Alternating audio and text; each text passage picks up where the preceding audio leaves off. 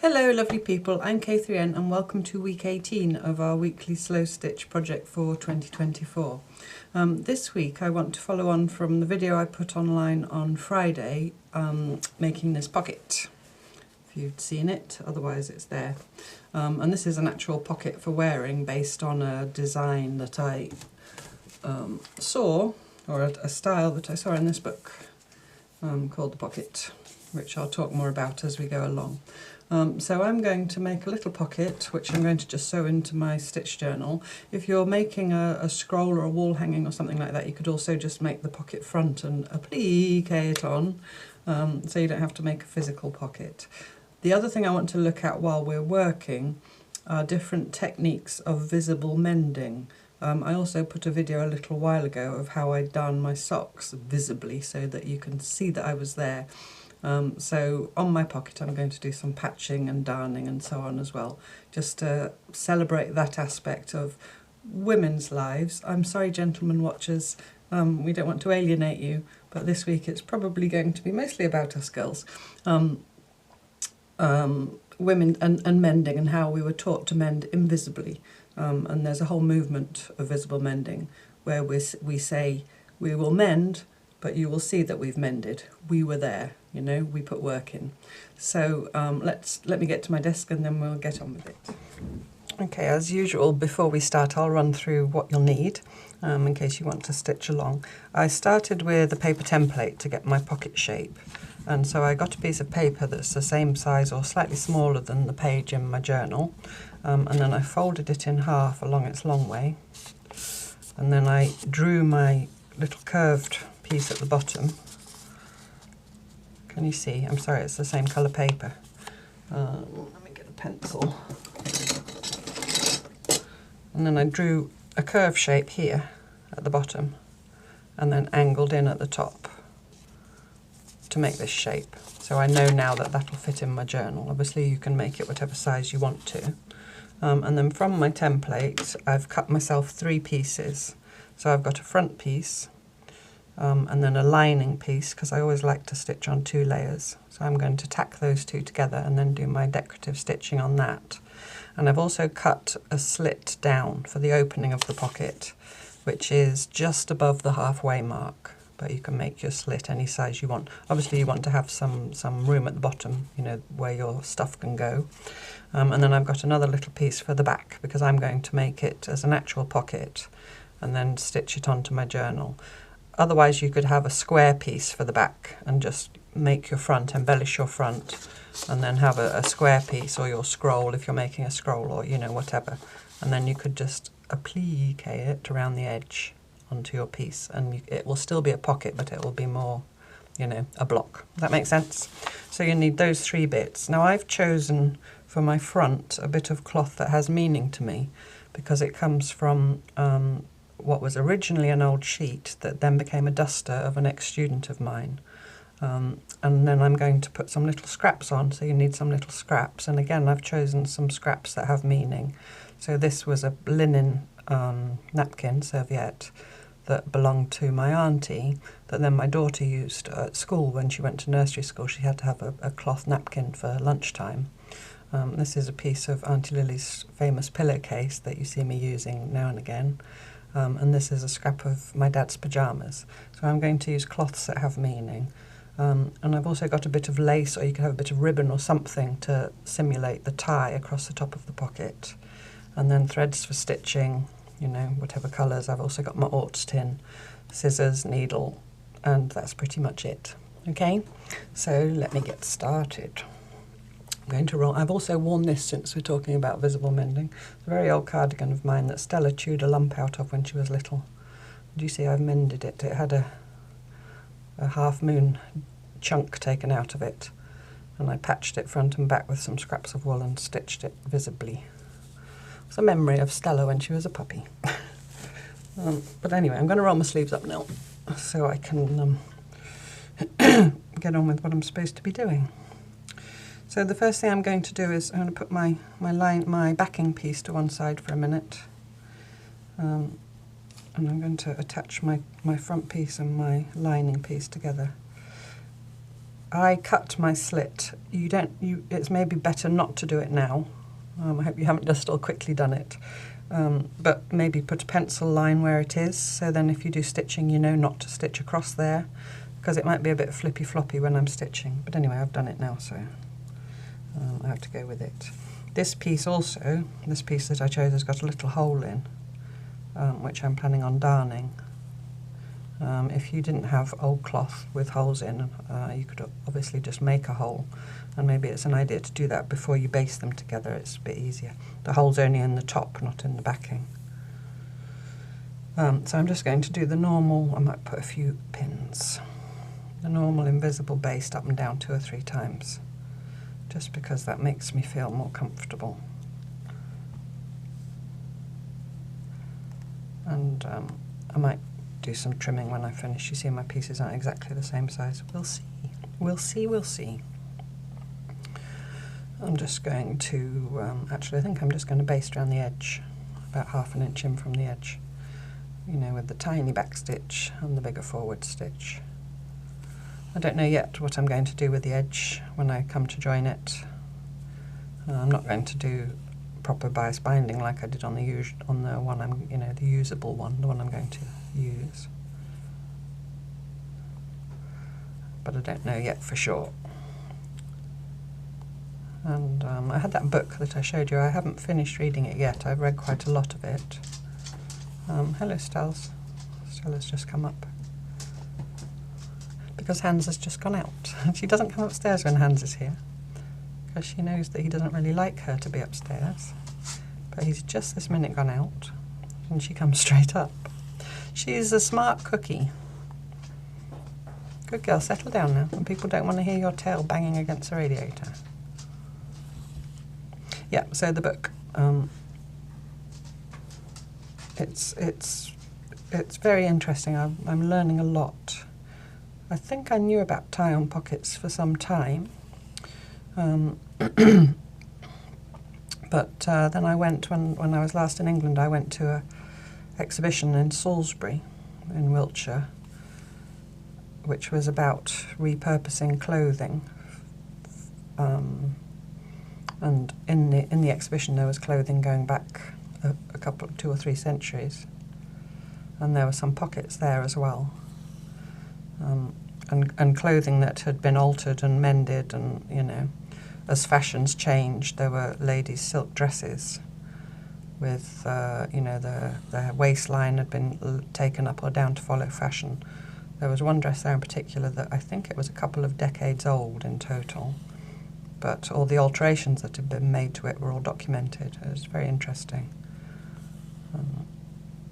And I know a lot of us these days still do that. You know, we might buy second-hand clothes and we might alter them. And I know there are women I've chatted with here in the comments and in the Facebook group who add pockets to clothing, because our clothing never has adequate pockets.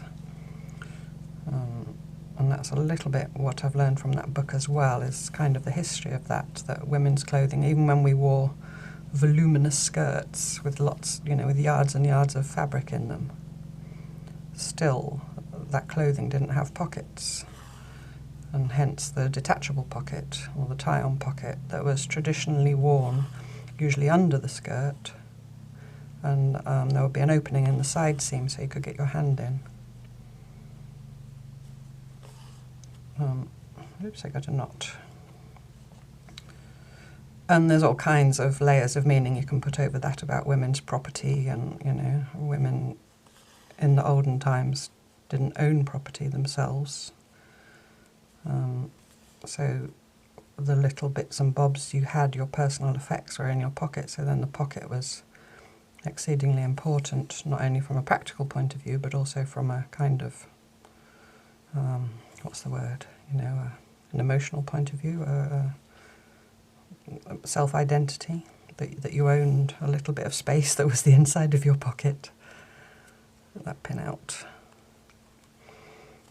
And there's a poem by someone called Sharon Owens, which you can look up. I can't read it to you because of copyright, but it's called Dangerous Coats, and it talks specifically about pockets during the time of the suffrage movement, when women were campaigning for the vote. And And a theory there was they didn't want us to have pockets because then we could keep subversive papers in our pockets. They being men, sorry. I'm not anti-men. I'm not here to man bash at all. I hope it doesn't come across like that. And there's a famous nursery rhyme about Lucy Locket. Lucy Locket lost her pocket, Kitty Fisher found it. Not a penny was there in it, only ribbon round it. That I've known since I was, at my grandmother's knee.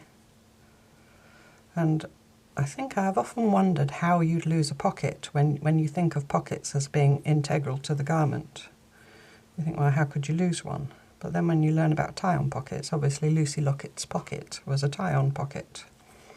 And there's another nursery rhyme which goes, rat-a-tat-tat, who is that? Only Grandma's pussycat. What do you want? A pint of milk. Where's your money? In my pocket. Where's your pocket? I forgot it. The same thing, it only makes sense that you could forget a pocket when a pocket is a separate thing from your clothing. Okay, that's my basting done. So you see on the back I've just basted all around the edge. And I'm going to do some patching, even though it doesn't really need patching. Well, I've got this hole. Maybe I'll do my little darn first. What colour shall I darn with? I think I'm going to snip some of the threads. Oh no, maybe I think I'm going to, actually no, I'm going to leave them. I want to do a contrasting darn. Shall I just go bright red? Yes, and in terms of visible mending, there's a Japanese technique known as kintsugi, K-I-N-T-S-U-G-I, which means golden... Oh, I looked it up and now I've forgotten. What it is if porcelain cracks or breaks, it's mended with gold, liquid gold, which then hardens. And the idea behind that is that you celebrate the mend. You don't try to hide it. In fact, even you might say that the mend itself renders the piece more beautiful because you're using something precious, in this case gold. And that's an example of, visible mending. And that's a little bit the attitude I have. Well, there's two things. There's one, like I said in my introduction, if you mend visibly rather than invisibly, you see that you were there, you did work, you get your thread in a knot. And the other thing is, I personally think it's more beautiful. I think this jumper is enhanced by Stella taking a chunk out of it, not diminished. That's obviously a subjective matter of what you find beautiful or not. Oh, come on, thread. It's because I was rough with it. There we go, I done it.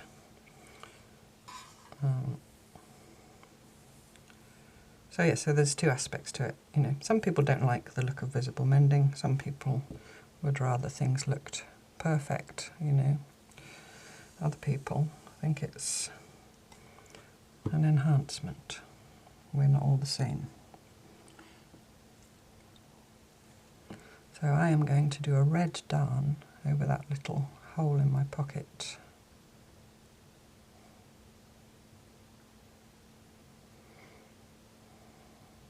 I'm going to tell you up front, I feel a little bit shaky today. I didn't know whether I was going to mention it or not because I don't want to get upset. But on Friday we had to have Sirius put to sleep, my big dog. He was 12 and a half, which was a good age for his breed. He'd had arthritis for quite a long time. And late on Thursday night, basically he went down and he couldn't get up anymore. So yes, I'm feeling a little bit shaky. So forgive me if I'm not my usual chatty self. I will chat, but just in case you pick up that there's something different. I would just rather say it. Okay, let's do my darn. So in the spirit of making this visible and not trying to hide it, I'm going to stitch a little circle first around it to kind of frame it. just of little running stitches. And then I'm going to do a little darn.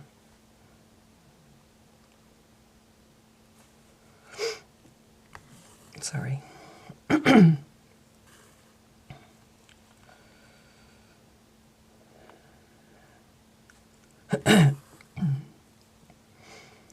So we'll see what shape it is. It doesn't have to be a circle. It can be whatever shape it wants to be. I've even made some notes about pockets from the book, which I never normally do because I'm normally pretty good at remembering, but I was worried that I wouldn't be able to. Okay.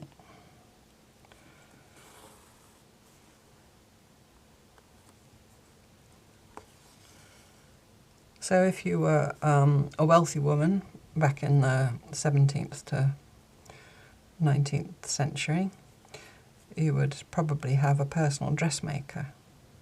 Now I'm going to just do some big stitches going across. I'm going to go this way. I'm going to go in line with the loose threads that I've got in there. I'm just going right through the cloth, just taking great big stitches parallel to the... I'll jump across slightly. Get my thumb out of the way so you can see. And because there are records, you know, the women who wrote the book, I should have mentioned, are called Barbara Burman and Ariane Fennetaux. I'll put the details of the book down below if you want to have a look for it. Finding the evidence of pockets through that period of time that they were writing about, from the mid-1600s to the 1900, they looked in lots of different sources. I mean, there are obviously some actual pockets still existing. There's artwork, there's drawings and paintings and sketches of women with pockets. Obviously there the pockets are on the outsides of their clothing. I'm going to go back and fill in between my long lines because I think they're a bit too far apart. But obviously pockets that were worn under clothing wouldn't appear in drawings and so forth. But then there are also things like laundry bills, or lists of a bride's trousseau, you know, the items that she had when she was going to get married, and there would be listed various pockets and described what they were made of and so on. There are court documents where pockets were lost and found, or stolen even. You know, women had their pockets stolen. It was really interesting, all the different places the authors looked to find the evidence of pockets and how they were used and so on. Right, and now I'm going to come up just along one side. Can you see? Can you see? In principle, it's exactly the same as when I was darning my sock, if you've watched me darn my sock, only it's thread on cotton. So I'm going to use the eye of my needle rather than the point, and I'm just going to weave under and over my floss, which is a bit fiddly, to the other side and pull it through like that, and then I might go back and fill in, and I'm going to go back into the cloth just to anchor that down, and then I'm going to come up next to there. I hope you can see. Whoops, come on. And then I'm going to do the same thing coming back the other way, but where I went over before. It's handy as well if you're going to do it with the eye of your needle to just pull your thread down into the eye, so you've got, do you see, the eye unencumbered by thread. And then where you went under you go over, and where you went over you went under. Basically you go under, you're basically weaving. And you don't have to go all through in one pass. I've come out there part way, and then I'm just going to finish off with that last one. Oh, come on, fiddle fiddle. There we go. And the same thing, go in again to anchor the end. That'll do pig that way. I'll come back the other way again. Just work my way along.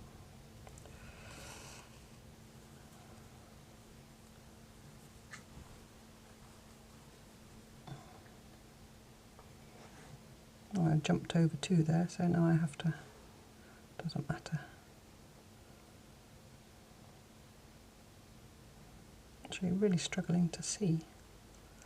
And I have got new glasses, but I'm not wearing them, so can't really see close up, even with glasses. I should have reading glasses. Well, maybe the day's approaching when I need one of those magnifying glasses for things like this. You know, those magnifying things on a stand you can get.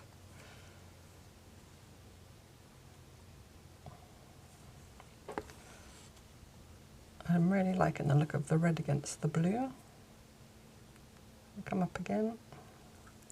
Obviously you can do whatever you want to embellish your pocket. Some of the examples in the books were embroidered quite heavily. My one I made in the Friday video, I collaged in the same way as, you know, in the cloth pouch video, my sort of go-to collage technique that I use.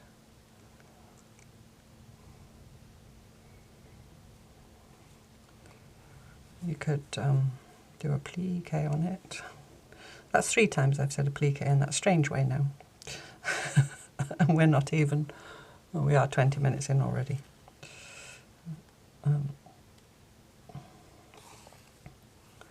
Can do any number of things. I just liked the idea of visible mending because it seemed to fit with me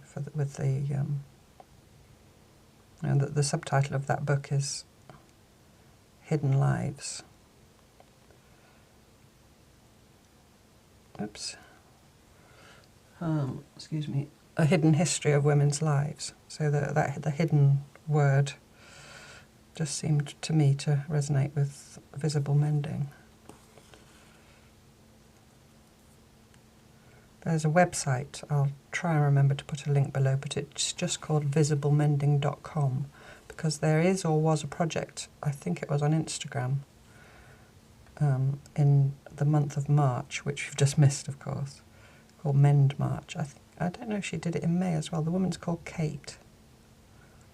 There was also Mend May, and there was a daily prompt throughout the month to inspire people to mend their clothing and, you know, other cloth items. Oh,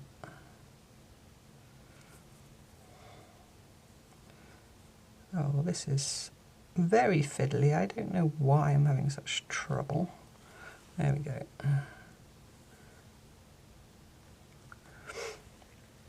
But anyway, yeah, so if you want to check that out, I think the hashtag is Mend March on Instagram.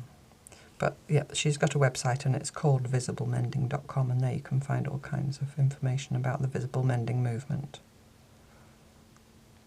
And lovely photographs of men's and so on.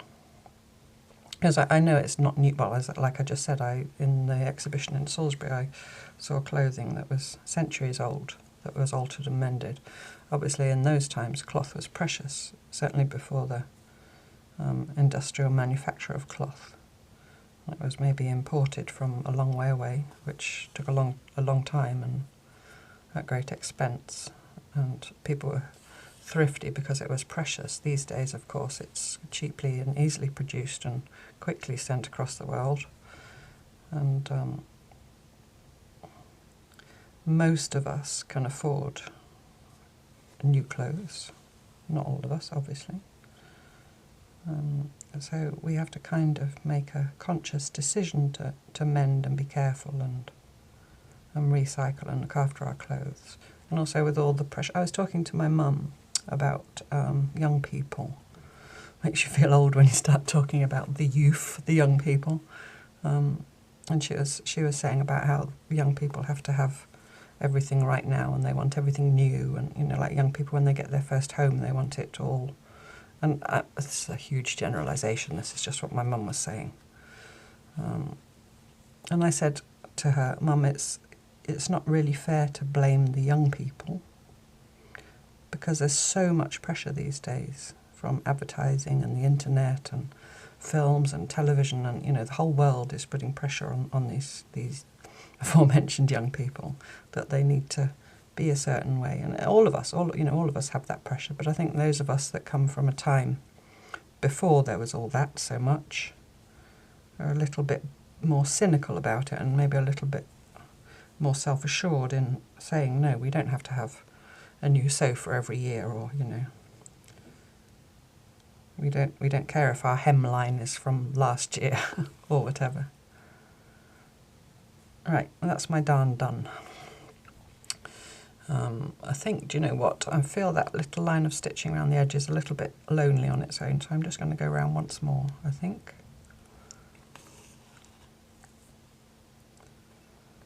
Just to accentuate it even more.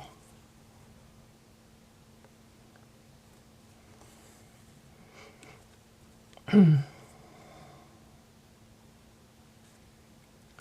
then I'm going to do some patching. Now patching is, I can remember in the 80s buying patches, iron-on patches, those iron-on patches. And in the 60s I know you see clothing from the 60s with patches on, with particularly the sort of hippie bell-bottom jeans. And there it was, you had a hole, so you patched it, but then it became a fashion thing, didn't it? It became that you buy new clothes with patches sewn on them.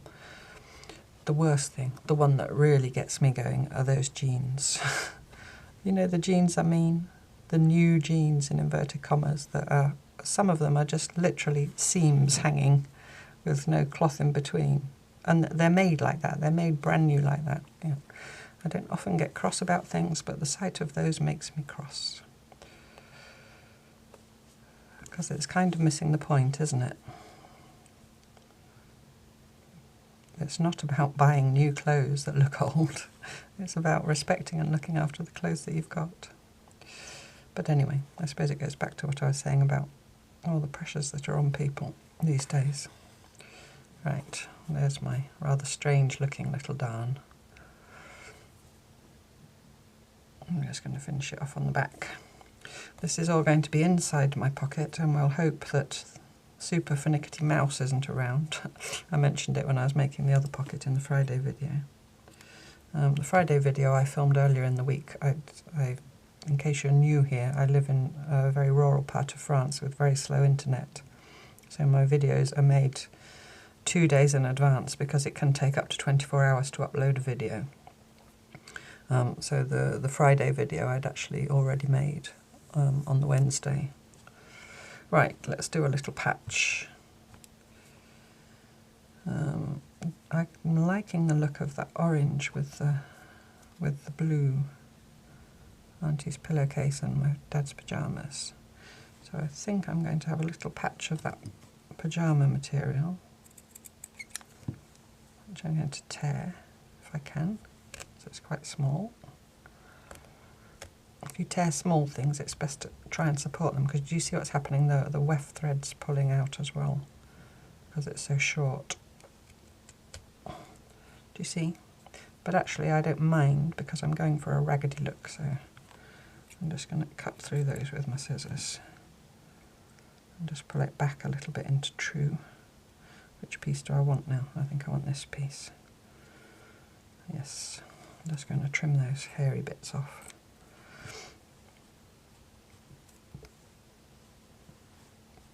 Just put it like that. Put a bit of that on the top. Now Auntie's pillowcase, I think I'm going to have to cut it because it's so tiny it'll probably shred. But I'm going to give it a try and see. It's super fragile. And it just felt right to me for this to use little bits of cloth that I'm going to have to cut it. I give up. You know, that are meaningful to me. Wants to tear there as well. I'm just going to... I'm saving that, that's preciousness. So I'm going to put it on cattywampus, like that. And then I'm going to do some Boro inspired stitching. Now, Boro, if you don't know, is a Japanese mending technique of patching again through thrift and necessity and the fact that the cloth was precious. What colour do I want to use? If I want to use blue or just go for something really, or maybe the orange that matches the, I think I might do the orange one way, and then I've got this gold, I might go the other way with the gold. And I mentioned Boro in the diversity week. I'm sorry, I don't remember what week that was. Because it was it is one of my textile inspirations, Japanese Boro, with indigo dyed cloth primarily, where household items such as futon covers and bed coverings and so on, and clothing, was patched and patched and patched. So you get this overlay of different cloths and surface stitching running often in both directions, not always. So you end up with a piece that's had a whole journey, you know, in its life. It wasn't, nobody sat down, made it, and that was the end. It really shows the process, harking back to last week and backstories. And so you can't recreate that. You can't say, and I don't believe you should say, I've stitched a piece of Boro. You can't. You can be inspired by it.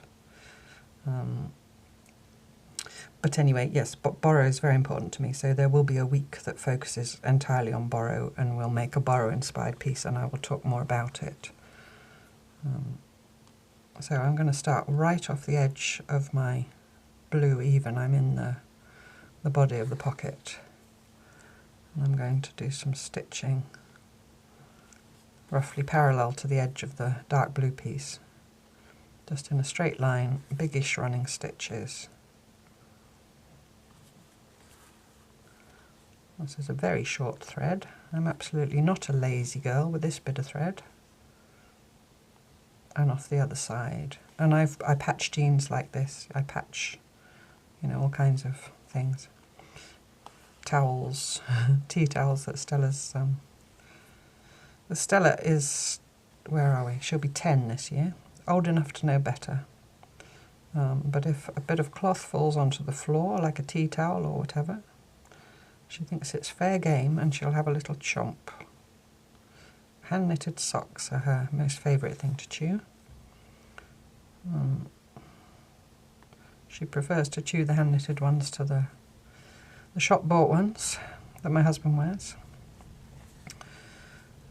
I don't wear shop-bought socks anymore. I am a sock princess. I only wear hand-knitted ones.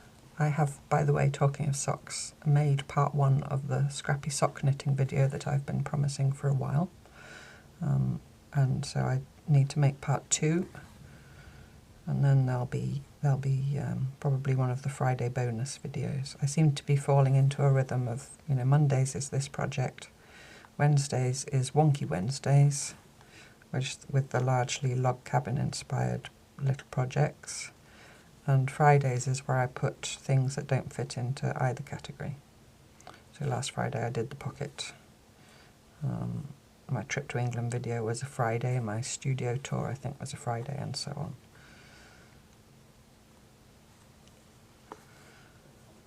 So the scrappy sock knitting will come on 2 subsequent Fridays. But I'm coming up to the time when I have to go to England, or I am not have to, that sounds like it's an obligation. Well, it is, but, you know, I'm looking forward to it. Go to England for the exhibition. So I want to be sure that I can finish part. I wouldn't want to put part 1 up and then you have to wait weeks for part 2, is what I'm saying. So that's why I want to be sure I've got them both done. Because also I'll have to make some videos in advance. Again, have to. I will make some videos in advance for you for while I'm in England.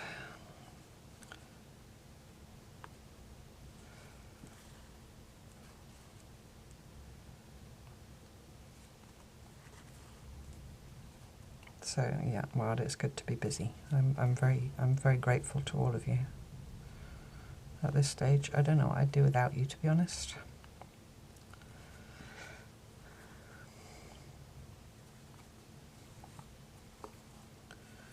Right, am I going to squeeze one more line of stitches out of this tiny bit of thread? I'm going to try. Nope, it's going to come off the needle. Oh dear. Well, do you know what I'm going to do in that case? I'm going to get a bigger needle. This is what I'd do if I get a tiny bit like that. I get a needle with a bigger eye, because it's easier than messing about trying to thread it back through my normal needle when it's so short and fiddly. And then I can just take one stitch through to the back and hopefully just got enough to finish it off. And will I learn my lesson trying to stitch with too short a thread? No, I will not. There we go. Well, let's hope if there's a little mouse that climbs into this pocket that it appreciates a backstory. And I'm not even going to finish that with orange, I don't think. I'm going to go straight for the yellow and finish it with the yellow. Slightly longer bit, sort of a golden yellow. Yeah, so I was talking about all the documents that were available to the women that wrote that book, the pocket book. Court documents, household accounts, letters that women wrote to each other or other people wrote about. The other thing is that pockets are often willed to women friends by women on their demise. So precious were they, and it would be a really personal memento of a loved one to be left their pocket. Because I really have the feeling that they're such a personal thing, you know. So you imagine you wear it under your dress or your skirt next to your body, and it holds the few precious possessions that you can call your own. That's the wrong needle now. And that's the feeling I had when I saw these original ones in the exhibition. Looking at these pockets, there's something so touching about them.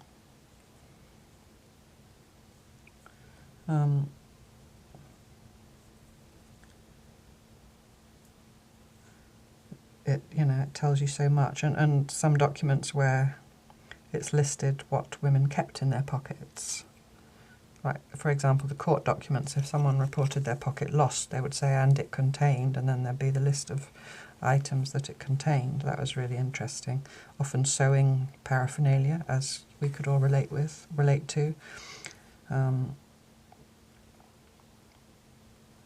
There was one thing that stands out in there I remember was a lady had a nutmeg grater in her pocket. I don't know why you'd need to carry a nutmeg grater around with you, but that was apparently precious to that lady.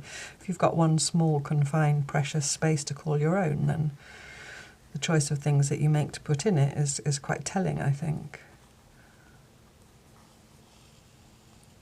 And I think the other thing that's interesting as well is I talked about, the wealthy women would have had dressmakers that would make pockets for them, and that you see in dressmakers' bills and documents that commissioned a dressmaker to make. I've got a loop there as well. Oh dear. Well, can I pull it through to the back? Yes. My in shot, yeah. And then less wealthy women would make their own pockets. But all those women had pockets, from the queen to the pauper, so to speak. Every woman had a pocket. I don't know if every woman had a pocket. You know what I mean. You know what I'm saying. It wasn't a class thing. It was universal. So I think that's kind of a connection, isn't it, between women, no matter whether you're highborn or lowborn.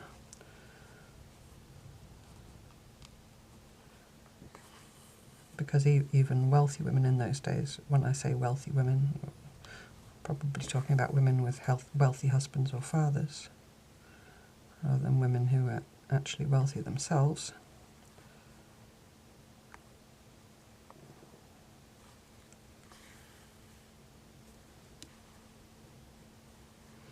And so all the precious things that a woman chose to carry around in her pocket would bear witness, bear testament to her life, how she lived.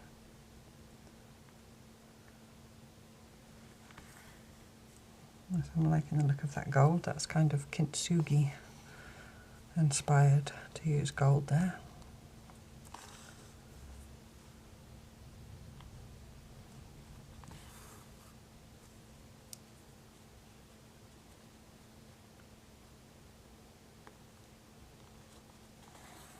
And obviously it is a practical thing to have your pocket under your clothing. Pickpockets, which I think really means people taking things out of people's pockets, but could also mean taking a pocket. Men's clothes, on the other hand, were full of pockets. And there's an essay by a writer from the early 20th century called Charlotte Perkins Gilman. As an aside, I studied a book of hers when I was at university called The Yellow Wallpaper. It's part of my feminist literature course that I did at university. But she wrote an essay. I can't remember what the essay was called now. I'm sorry, my brain today.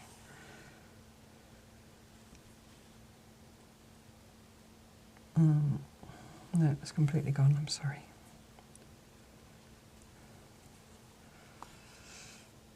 Anyway, it was about what women...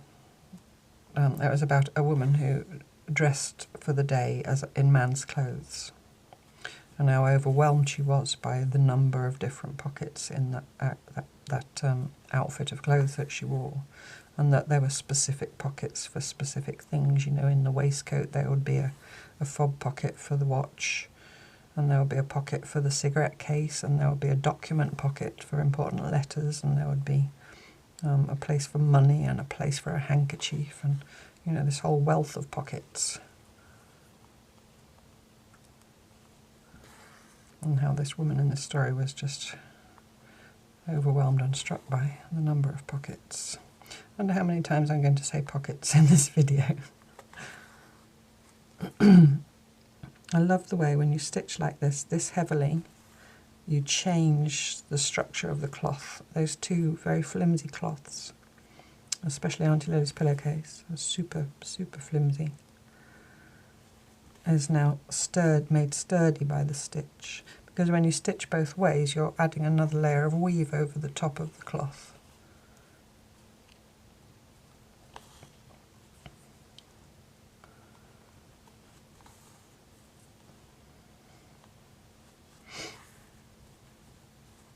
And yeah, I mean, that's one of the many things I like about Japanese Boro. If you look on Pinterest or just online, Google image, and if you look for pieces of original Japanese Boro, not, you know, the pieces that are Boro inspired, you see not only the beautiful blue colour of the indigo, but also the texture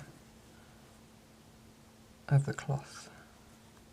I've been lucky enough to see a few pieces in real life. There are exhibitions now and then, touring exhibitions. Yeah, I just love it. Right, that's my little patch done.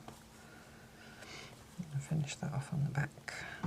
I'm not going to make you put your pockets the wrong side out. Sorry, in my introduction I didn't mention last week, which I usually do. Like I said, I'm a little bit distracted.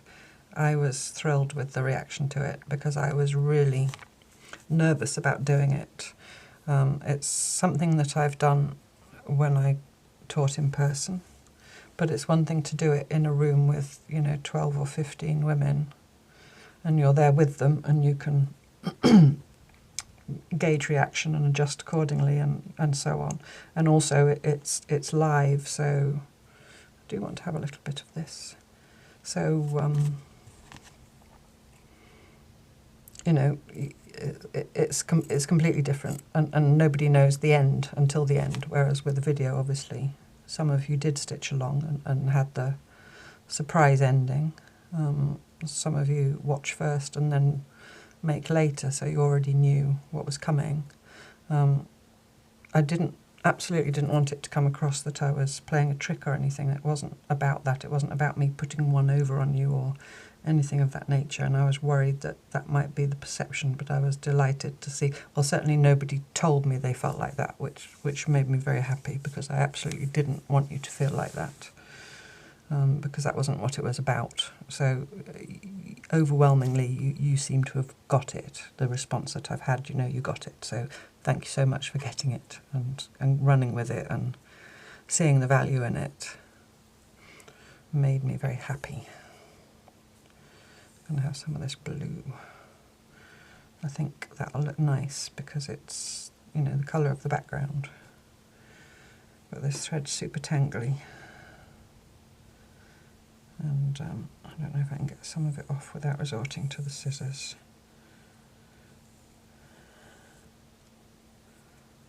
I'm just going to pull it back as far as I can and cut it, and then the rest will untangle at one point.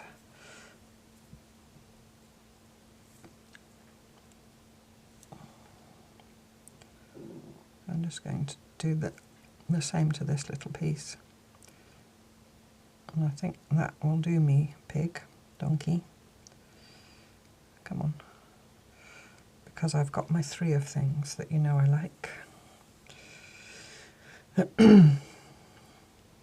And I'm going to join it. I've not yet decided what I'm going to do about this opening. I think I might just whip stitch. Obviously on the proper one I made, I did a proper binding. I used bias binding. I happen to have some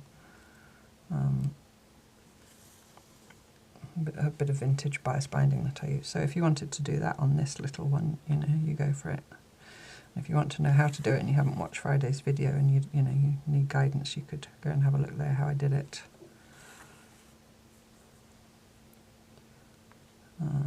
But I think I'm just going to do a little overcast. I might even use this blue that I've got in here at the moment. I'm going to keep all that fluff, but I'm just going to let it fall where it falls. Whoops. I think I'm just going to do 3 lines in one direction down this little scrap, as if it was just quickly slapped on to cover a little hole. Slapdash. Just to give it a slightly different look. Do you see that is a bit flippy floppy? Not that bad. I don't think it's the end of the world if you cut yours before you heard me say don't. Maybe it would have been slightly easier. I don't know. There we go. Oops. I think I'm going to just do some extra stitch and I'm just going to jump around. No, I'm going to use a different colour. I'm going to go across to my edge here. Oh, Catherine, make your mind up. No, I think I might blanket stitch around there. So I'm going to end this off and do that first. Just blanket stitch around that opening. And then I might do, because there's areas unstitched, and to me that's just, that's not acceptable to have unstitched areas on a piece of cloth. I'm going to just blanket stitch around this opening. So there's different ways to start off. That's too big. Never mind. I'll go back through. This is my trick for not unthreading. Oh, actually no, another trick you can do if you don't want to unthread is just cut your knot off. Pull it out and make another knot. I was too far away from the edge. Whoops, come on. Right, so I'm going to go back in about 1/8 of an inch or so from the edge. And when I start off blanket stitch, I go over and back in the same hole to make like a fake starting stitch, and then I come back in through that little hole or just next to it and come up behind. I don't know if there's a different way, but that's the way I do it. And then I come through from the back with my blanket stitch and then go through the loop and try and get the crossbar laying on the edge. Do you see?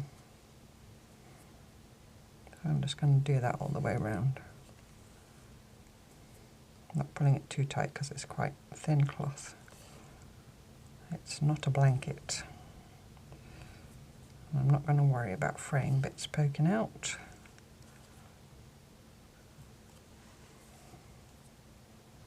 Oops.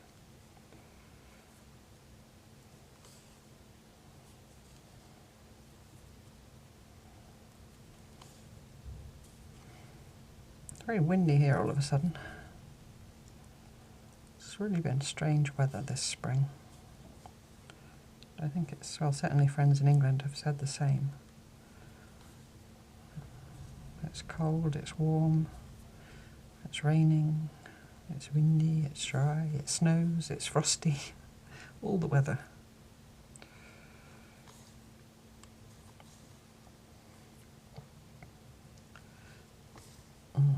So I'm nearly down one side. I actually like, well, number one, I actually like old clothes, and I always have done. I can remember when I was little, my mother used to like dressmaking, and she would make me dresses and trouser suits and, you know, and I never really liked them. I never really liked wearing them, you know, with the ungratefulness of being a child. It was 60s, 70s, she would make me crimpoline trouser suits, and they always felt so stiff and unpleasant to wear. I much preferred my old clothes that were already worn in and soft and, you know, sort of fit you like a second skin. I'm just going to take one stitch vertically right down at the bottom of my little opening here. I'm going to need more thread. I'm not going to get all the way around. Just to get me round the corner. And, you know, even now I don't often buy any clothes at all, new or otherwise, because I've got enough. And I never go anywhere where I need to look particularly smart. But I just like familiar clothes, and if I do buy clothes from second-hand shops, when you put them on, I always think, well, someone else has worn them in, someone else has gone through that unpleasant, stiff, new cloth stage of the clothes life. That's maybe just me. But I've said that before, and I always get lots of lovely people in the comments saying, no, it's me as well. I like old clothes too. I completely understand what you mean. Because I'm sure there are lovely brand new clothes made of lovely soft cloth that you put on. And I'm going to change that thread for that last bit, which means I have to unpick that tangly bit that or just get a different colour. Why not? Maybe, baby. I'll do that last bit in the...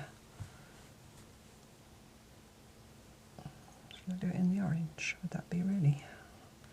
Let's do it in the orange, in the spirit of visible mending. As if it was done in the blue and some of the blue threads came out or wore away, and then it got mended, but it got mended with orange. It's almost like you're building a little story into the cloth.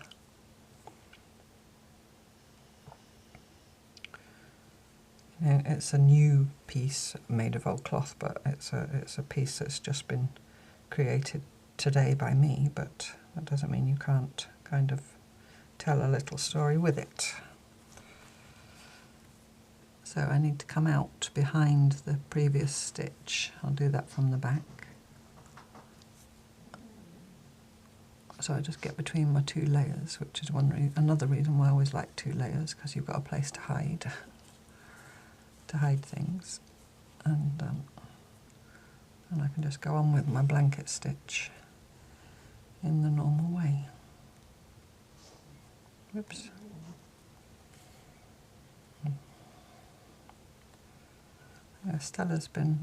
Stella's quite clingy anyway. That is the nature of her breed. Well, her breed, she's a cockapoo. It's not a breed, is it? It's a crossbreed, but it's a known thing these days. That they're clingy. But she has been super clingy these last couple of days, because she's never been on her own. You know, Sirius was already here when she came. As a little brown ball of fur at 8 weeks old. Less than the size of his head. And he was so gentle with her from the beginning.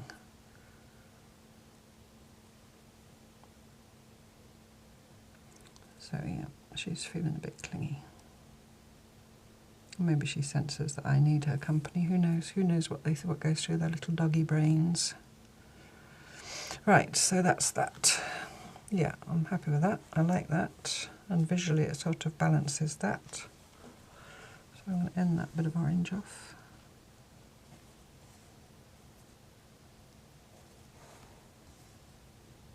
Oops.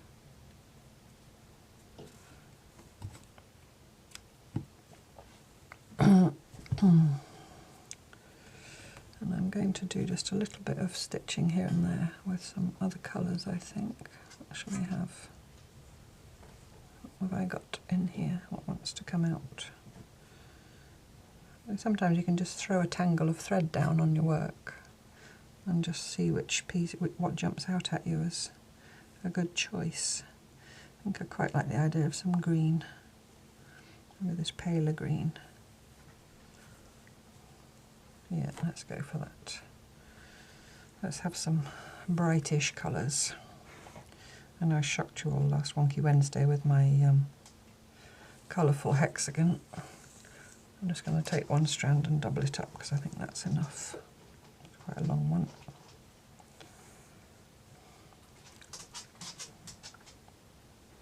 And these stills. I now can't move my chair because she's now laying, my chair's on wheels, it's, you know, one of those desk chair things, office chairs. And she's laying right up against the wheel.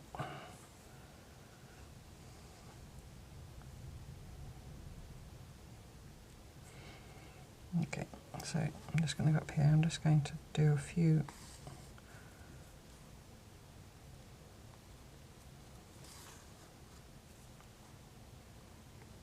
stitches,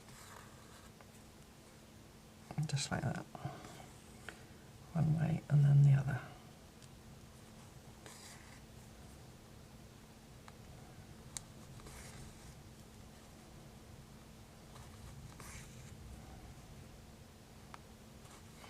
Yeah, I know there was some people on their backstories piece just stitched on and on and on and just loved the idea of stitching into the surface of a printed piece of cloth. A few people said it's like, and I think, did I say it in the video? I can't remember, that it's like colouring in, you know, it's like the relaxing thing of when you're a child and you're colouring into your colouring book. So the drawing's there, the outline's there for you, and then you colour in. Oops. I want to go the other way. Apparently not. Apparently I want to go the same way. Sometimes it's worth just stitching. Not, you know, if you find yourself stopping and looking and studying and thinking, just put the needle in and see where it goes. And that's saying it's done, so I'm ending it off.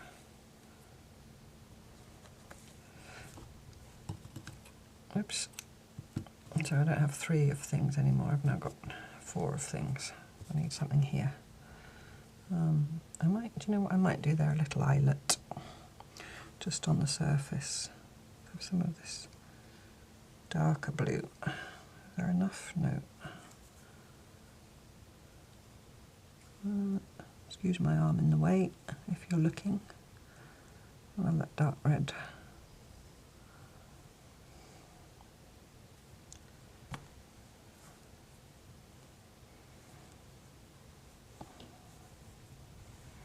If it behaves, and oh, it's 2 bits. It's one long bit, I can have that doubled.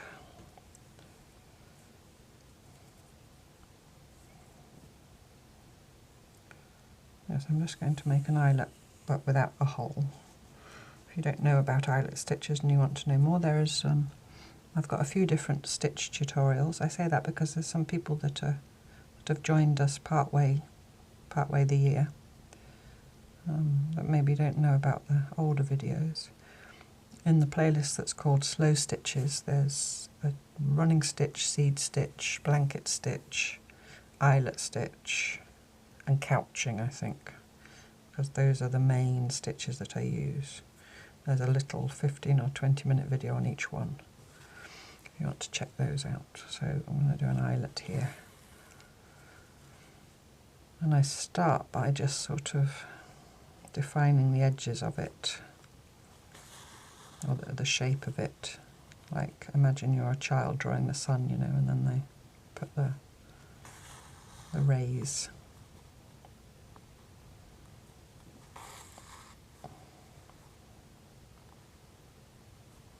Just like that. And now I've got a sort of space defined that I want my eyelet to be in. And now I can just go back and fill in between. Oops. I hope my thread doesn't get knots.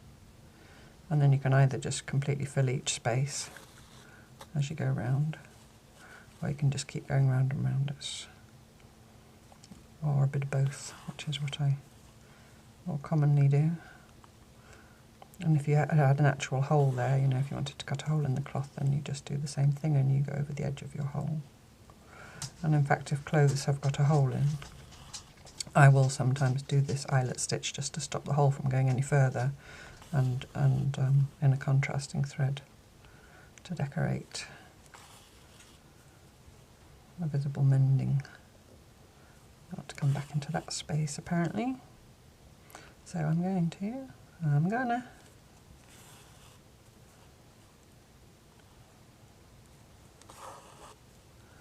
and I vary the stitches, lengths. I don't have them all, I mean you can, if you want them all the same length you can, but these are actually pretty close in size. It's just how they're coming out. Settle down, Styles. See, she's a bit agitated. I don't think it's Fred coming. I don't know where he is.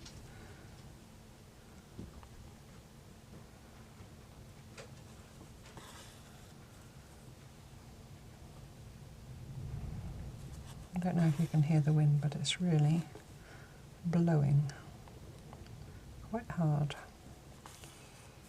If it doesn't die down, then we will not be walking in the woods later, because there's quite a lot of standing dead trees or trees with dead branches, and if you go there after it's been windy, there's always one or two laying, and I don't want to be under one when they come down.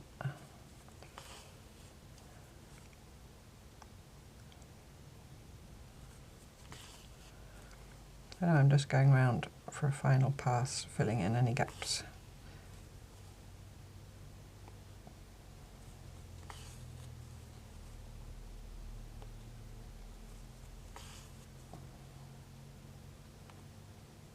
It's quite time-consuming eyelet stitch, and it's important not to pull too tightly because it will pucker because it's such dense stitching.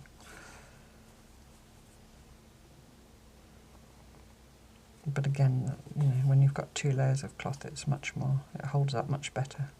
I think that's why, one of the reasons why I like 2 layers is because I do heavy stitching and I don't like to use a hoop, so 2 layers enables me to do that without getting the cloth unpleasantly puckered. Sometimes I pull it up on purpose, you know, for that ripply texture that you get with Cantha-inspired stitching. Cantha's another thing that I want to give its own week to. There's just one tiny gap there that's bothering me. And then, there we go. So there's my rather raggedy looking little pocket. All kinds of loops on the back, but we won't worry about that. If Hypercritical Mouse, or what were we calling him? Super Finickety Mouse, comes in and says anything, we won't mind. We'll say it's visible, Mousy, so get over yourself. All right, I think I might. I'm just wondering whether to just put them right sides together and turn it through. Let's do that. So I'm not going to stitch across the top. I'm just going to stitch all around the curve edge and see what happens. I wouldn't see why it wouldn't work. You can obviously put them together rough edge. You could carry on the blanket stitch around the edge if you like that look. If you wanted to applique it onto a backing piece rather than making it into an actual pocket, you could just turn the edge under, in which case I personally would then invisible baste it under, and then lay it down and applique it, or you could applique it on raw edge, you know, There's numerous possibilities, whatever you like the sound of and the look of. I'm just going to... She's now running downstairs because I just heard hands coming in. Will she get down before he sees her coming down the stairs? He's being quite tolerant and forgiving of her at the moment as well. I'm waiting to hear him say, "What are you doing up there?" Right. I'm going to come in about 1/4 of an inch. Do a little back stitch just to secure it there. Maybe do 2 back stitches.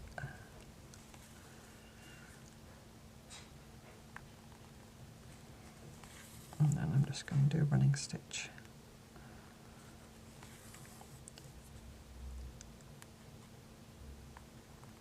All the way around. And I'm on the opposite side to my pins. That wasn't smart, was it? I do like it inside out. I will turn it round. I'm not doing backstories again, but I do like this side as well. But I want, yeah, the piece of duster, the blue cloth that I use for my main part of. It got caught around a pin in the pincushion as it came through, and then that's made it not. There we go. When I used to have my slow stitch group in the art centre in England, one month, it was monthly, I asked the women to bring in a piece of cloth that meant something to them, to talk about, you know, that they were happy to talk about. And this woman called Barbara bought in some of this blue duster that had been the sheet of an auntie of hers. And the auntie had already made it into dusters, and then Barbara, when her auntie passed away, Barbara got the dusters. And I just love the idea of passing on dusters. It moves me so much that a scrap of cloth is so precious, even a duster, that you pass it on to the next woman in your generation. You know, the woman in the next generation. Anyway, so she brought this piece of cloth in and she talked about it, and those that were happy to pass the cloth around for it, which everybody was, for, you know, everybody to have a feel of and so on and examine. And I got hold of this little piece of duster and I just said, "Oh, it's so beautiful and soft." And she just got her scissors, snipped it, tore it in half and gave me half. And I've got a piece of it whole that I've got hanging up there, that I've done some eyelet stitching and so on. I think I've shown it at one point to you. And then but I did tear a little strip off the side to use here and there in various pieces. And that just seemed appropriate for my pocket. That's why I chose that.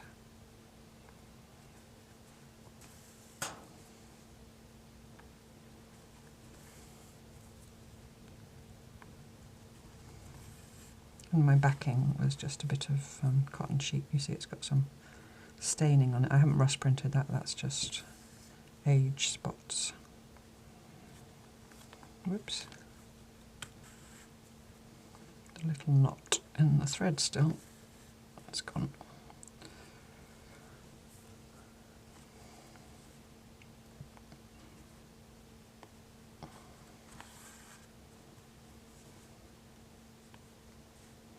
Taking 2 stitches at once. I'm just noticing that about myself. It's not something I usually do. I feel like I'm rushing. I don't know why. I'm going to take a breath and slow down. And get a knot. That'll slow me down. 2 stitches again. You see, there was no conscious thought in doing that. My hand just did it.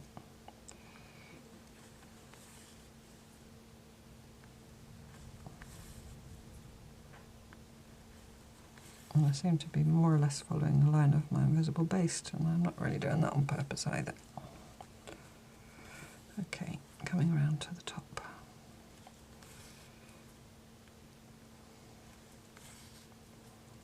I think I'm going to... Oh, hello, little beetle. Come here. Just leave him there. I don't think he's in shot, but there's a tiny weeny beetle just next to me here. Yeah, I think I'm going to leave this thread attached. I'm going to do a couple of back stitches, because I'm not sure when I turn it through if I might want to, do I need to clip the curve? Nah. We'll see. If I need to turn it back out and clip it again, I will. When you turn a curved seam, it lays flatter if you clip into it, not through your stitching obviously, but just up to it. But I think it's okay. There we go.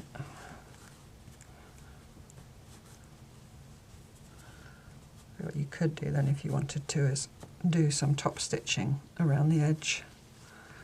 But if you didn't want to do anything visible, you could just do the invisible baste around the edge, so it would lay flat. But I'm quite happy with how it's laying actually, so I think I'm just going to leave it like that.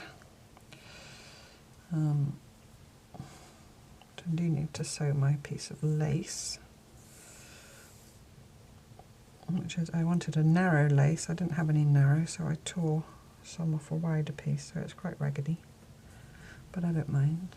And I quite like that fluff at the top, so I'm just going to let that poke up. It looks like Mr. Potato Head.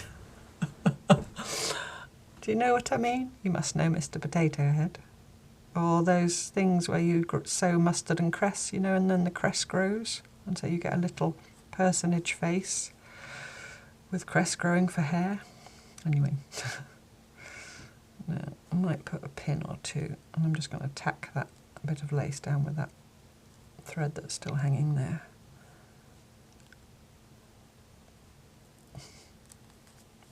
Amenably waiting to be useful. Right. Which end are we with that end? Oh, a little beetle jumped onto my hand. Go. Don't come hopping here. I don't want to squash you. Right, my thread's now on this side. I'm just going to just do, well, he's flying now. I don't know if he's a little fly or a little beetle.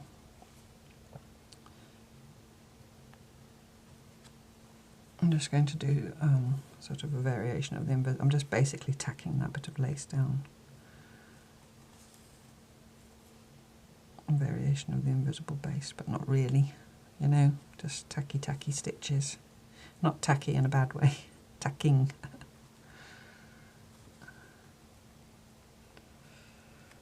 Okay. And in fact, this piece of thread is so amenable, I think I might just keep it. Oh, no, it's got a knot in it. That's not very amenable. You're doing so well, little thread. But I might use it to stitch it to my journal page. There we go. It's a slightly odd looking little pocket, but I must say I'm very pleased with it. I like it, and that's all that matters, is that I like it. Alright, come on journal, in you come. I'm going to put it in my journal, and I've got some little things to put in it. Now you can, if you want to put things in your pocket, you could write some words that were meaningful to you on a piece of paper and tuck it in there. You could put some little tokens of some kind, you know, little found stones, shells, you know, things like that. Little precious things. Put anything you like in it, but I would highly recommend that you put something in it. My grandmother, if she gave you a purse or a pouch or something of that kind, always put a coin in it for luck. She said it was unlucky to have an empty pouch. And I think you might say the same thing for a pocket. Once I've stitched this on here, I'll tell you what I'm going to put in mine. So I don't mind that the ties hang out like that. If they bother you, you could either make them shorter or tie them in a bow or something.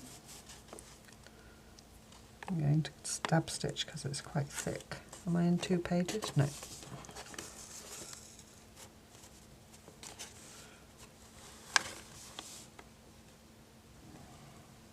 Excuse me if my head comes in. You know me, I can't see otherwise.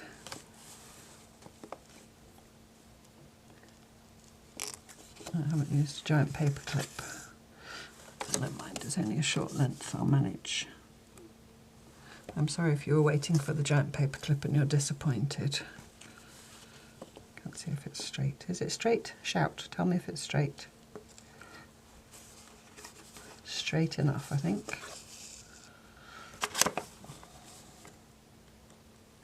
Not very straight on the back, I'll tell you that for nothing. Doesn't want to stay straight, and never mind. I'm trying to show you getting a shot of my nose again. Look at it on the back. Can you see? Can you see? Can you see how crooked it is on the back? Do I mind? Not a jot. Come on in. I do mind if you don't go in. It's just hanging that way under its own weight. I'm not going to worry. I'm going to just do a little back stitch to finish off. Now I've got double thread through, but it won't matter. Right, there we go. Okay, so first of all I need a pencil. Excuse me. We are the, what's the date? 29th.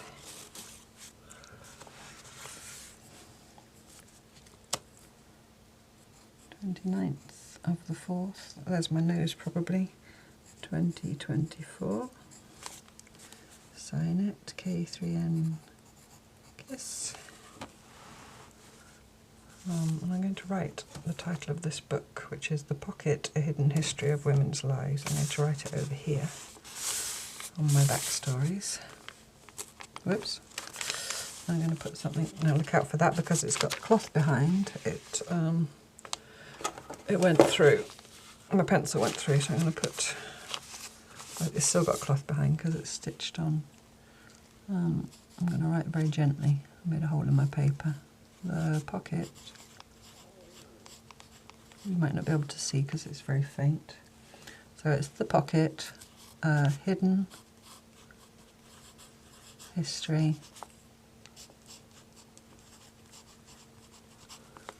of women's lives. And I'll put the book title down in, whoops, and see it. This is quite a thin piece of paper, and because there's the cloth behind that's soft, the pencil's going through. So it's The Pocket, A Hidden History of Women's Lives. I'll put the book title and author details down in the description below. Now, I've got some precious things to put in my little pocket. I've got a little, Sirius was black and white, he was a large Munsterlander, so I've made this little, a black bead and a white bead, and I did a tiny twine of some black and white wool. So I'm going to put that in my pocket. In this little package of white tissue paper tied with black wool is a little piece of his fur, some black fur and some white fur. So I'm going to put that in my pocket. And then finally on this piece of paper I've written his dates. Sirius the Dog Star. And then I've written some lines from Mary Oliver that I'm going to read, and I'm not going to cry.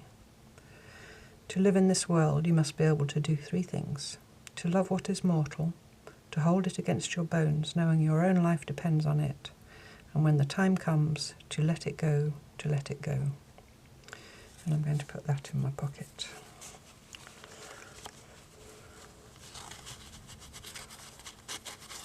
There we go.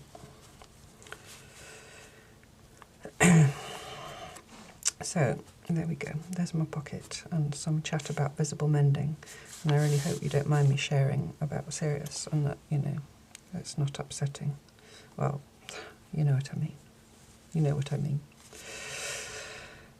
As always, thank you so much for watching, and I hope you make your own little pocket for your journal, and maybe a proper pocket for you know, actually wearing and using and going out and about with. A very useful, handy, wonderful thing, I think. And have a lovely week, everybody. And I'll be back next Monday with something else. And I look forward to you joining me for more Cloth Tales. Bye-bye.